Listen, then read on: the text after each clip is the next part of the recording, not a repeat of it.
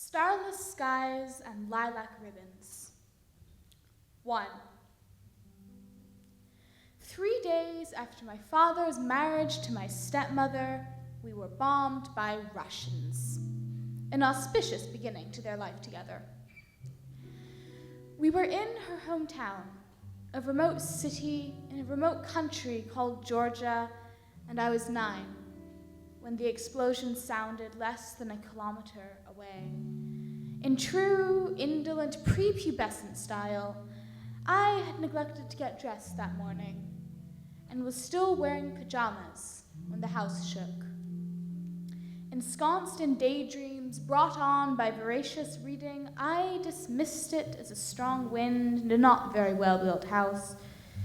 But when my father careened into the room, his face a shade of deepest magenta, even I realized something more serious was happening. I followed him out onto the balcony and blinked slowly as I saw the twin columns of smoke rising from the rubble of buildings I had visited the day before. I felt as though I had slipped into the translucent pages of my book. 2. We passed through nondescript landscapes, taking turns to nibble listlessly whatever food we had had the forethought to bring for our impromptu exit, and listen to the radio trying to glean some level of truth from the distorted voices issuing from a paper box. Our destination was a house or an apartment, I do not remember which, that lay across a narrow street from a crazy woman. I watched her endlessly. In the way that only children can, she would rock back, forth, twisting a lilac ribbon around her hands and face with vacant eyes. She wasn't able to make eye contact, only swayed. I swayed with her. I never saw her leave the window. I never knew if it was because she liked the sunlight or the sounds of life outside. That night, I lay on the floor of the living room, ceiling dark above me. I imagined that it was the night sky and discovered how ominous darkness feels without stars.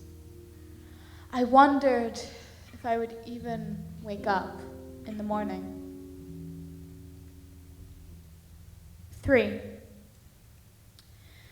The German word for relief is Erleichterung, and when literally translated, it means a lightening of a load or weight.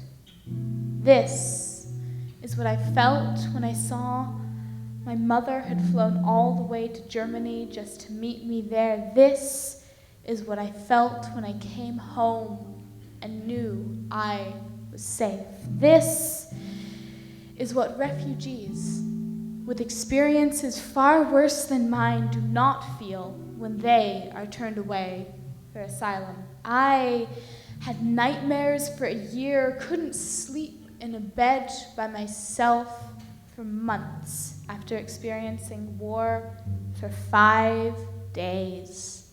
People whose entire lives have been consumed by conflict are turned away when they do not have the right piece of paper. I was an outsider, a foreigner who didn't understand a word of what was said, and because of that, I escaped the starless sky and the lilac ribbon. I got out. Too many people don't.